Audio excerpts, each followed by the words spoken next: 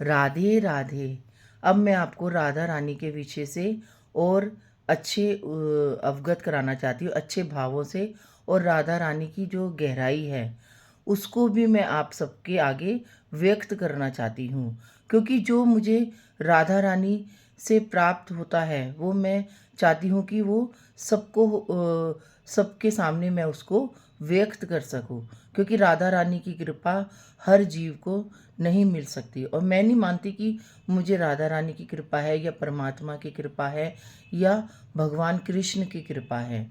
बस मुझको जो भाव प्राप्त होते हैं अपनी अनुभूति से, अपने अनुभव से, अपने अंदर की अंतरात्मा से, अपने आत्म मंथन से, अपने आत्मसात के द्वारा, वो मैं आप सबके सामने व्यक्त करती हूँ। क्योंकि राधा रूपी जो तत्व है वो इतना विस्तृत और इतना विशाल है कि मुझे 25-30 साल हो गए इस राधा रूपी तत्व में डूबे हुए, लेकिन अभी भी मुझे लगता है कि मेरे को तो कुछ ज्ञान ही नहीं है, मुझे तो कुछ आभास ही नहीं है राधा रानी का, कि राधा कौन है और कृष्ण कौन है। अभी तक मैं राधा रानी के नखून तक को भी स्पर्श नहीं कर पाई हूँ।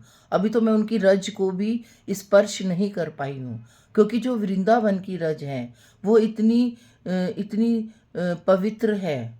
वहाँ की जो लता पता है वो इतनी पवित्र है कि हम उसकी महत्ता को भी अभी तक नहीं जान पा रहे हैं, क्योंकि इसके लिए हजारों सैकड़ों जन्मों की तपस्या होती है, तप करना पड़ता है, अपने आप को आत्मसात करना पड़ता है, आत्म मंथन करना पड़ता है। आज मैं जो भी व्यक्त करती हूँ भावों को और प्रेम को और आध्यात्मिकता को, मुझे नहीं मालूम ये प्रेम है या आध्यात्मिकता है या भाव है, लेकिन मेरे अंदर जो भी शब्द आते हैं मैं उनको अपने अंदर नहीं रख सकती, तो मेरे हृदय में एक कुलबुलाहट होती है कि मैं उसको सबके सामने प्रस्तुत करूं, अपने भावों को। इतना मेरा हृदय इतना उनके भावों में विचलित हो जाती है, इतना विरह हो जाता है, इतना प्रेम आ जाता है, इतना अगाध प्रेम हो जाता है कि राधा रानी के विषय को ही मैं हर पल, हर दिन, हर क्षण अपने हृदय में बिसा के रखती हूँ। क्योंकि राधा रानी एक तत्व ही नहीं, हमारी सृष्टि की अधिष्ठात्री देवी है। हमारी पूरा जो ये विश्व है उसकी देवी है वो ही इस सृष्टि को चलाती है, वही इस सृष्टि का संचालन करती है। एक तरीके से वही हमारी देवी है, वही हमारी माँ है, और वही उसी के सहारे हमारा जीवन चलता है। क्योंकि राधा रानी ही हमारी आध्यात्मिकता की देवी है, हमारे जीवन की देवी है। हमारा जो जीवन का उद्देश्य है, हमें क्या करना है और क्या नहीं करना है, हम जीव इस 84,000 योनियों के बाद हमने इसमें जन्म लिया है, तो वो हमें राधा रानी ही की कृपा से ही हमें पता चलता है कि हम कौन हैं, हम कहाँ कहाँ से आए और हमें कहाँ जाना है। तो राधा रानी की कृपा जिस पर हो जाती है वो जीव इस सृष्टि का सबसे माला माल जीव होता है। क्योंकि चाहे हमारी तिजोरी में धन भरा हो, वैभव हो, धन हो, धान्य हो, हीरा हो, जवाहरात हो, पैसा हो, लेकिन जहाँ पर राधा रानी का नाम ना हो वो सब व्यर्थ है। क्योंकि राधा नाम ही वो हमारे जीवन की कुंजी है, राधा नाम ही हमारे जीवन की वो अभिलाषा है कि अगर वो राधा नाम से हमारा जीवन भर जाता है तो समझो हम इस दुनिया के माला माल जीव हुए हैं। क्योंकि हम खाली हाथ आए हैं और हमें खाली हाथ ही जाना है। ना हमारे साथ जेवर जाएगा, ना हमारे पास पैसा जाएगा, ना हमारे साथ डायमंड जाएगा, हमारे साथ सिर्फ एक राधा नाम जाएगा। तो क्यों ना हम अपने राधा नाम को इतना रटे, राधा नाम को, भगवान के नाम को, परमात्मा के नाम को इतना रटे कि हमारे साथ कोई कुछ नहीं जाए, सिर्फ राधा नाम ही जाए। हम अपने जीवन को इतना सुदृढ़ बनाए, इतना आत्मसात बनाए, इतना आत्ममंथन करें कि हमारे हमारे साथ हम जो भी कार्य करें, गोपी प्रेम से सीखो। गोपियाँ कपड़े भी धोती थी, बर्तन भी मांजती थी, खाना भी बनाती थी, गौएं भी चराती थी, माखन भी निकालती थी, तो उनके जीवा पर सिर्फ एक ही नाम रहता था, कृष्ण कृष्ण कृष्ण कृष्ण। तो राधा गोपियों से के प्रेम से सीखो कि हमें क्या करना है। हमें सारा दिन सिर्फ परमात्मा का ध्यान करना है, उसी ध्यान साधना से ही हमें परमात्मा की प्राप्ति होगी, अन्यथा नहीं होगी। क्योंकि परमात्मा हर जीव की आत्मा में है, हर जीव में है परमात्मा।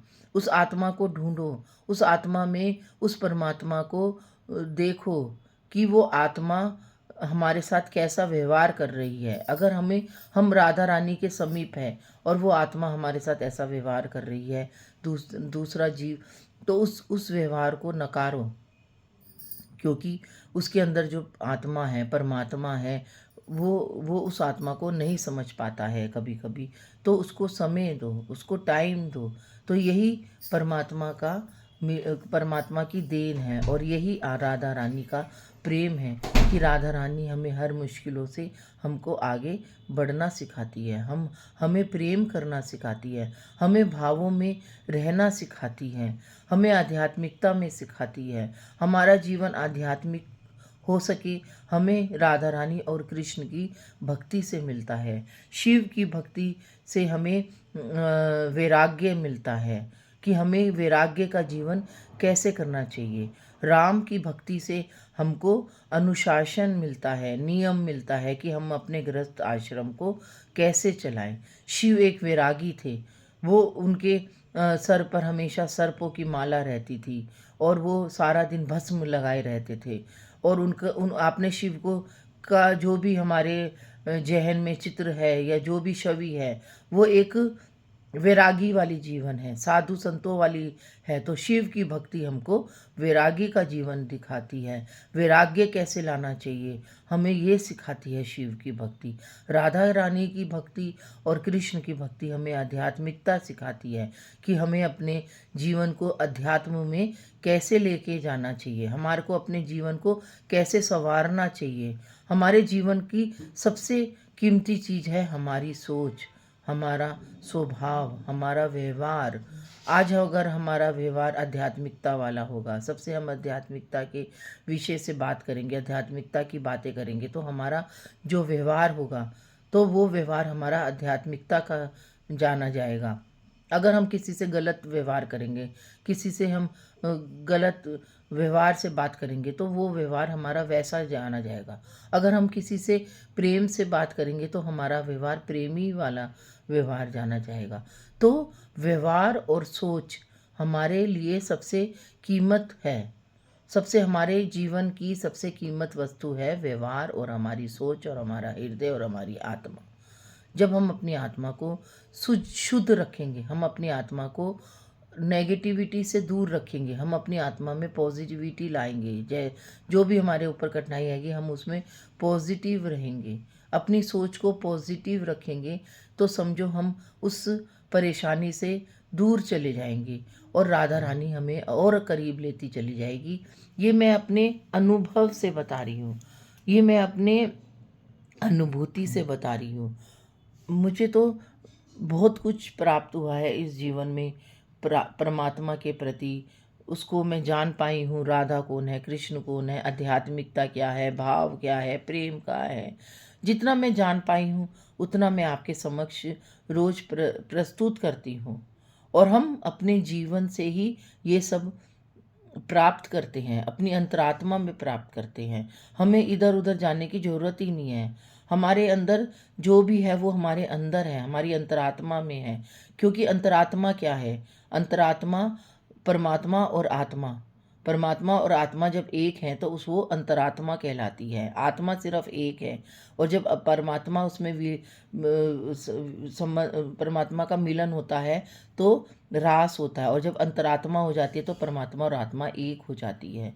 तो उस अंतरात्मा की आवाज़ को सुनो, क्योंकि आत्मा के अंदर परमात्मा बैठा है, और आत्मा से जो आवाज़ निकलती है वो परमात्मा के द्वारा निकलती है। और परमात्मा को कौन संचालित करता है, वो शक्ति संचालित करती है, यानी कि हमारी राधा रानी उसको संचालित करती है। तो आत्मा, परमात्मा, अंतरात्मा, भाव, भक्ति, प्रेम, अनुभूति, अनुभूत, आत्म मंथन, आत्मसात, प्लस भक्ति, प्लस प्रेम, प्लस गुरु, प्लस इष्ट देवता, प्लस कुल देवता, ये सब हमारे साथ साथ चलते हैं।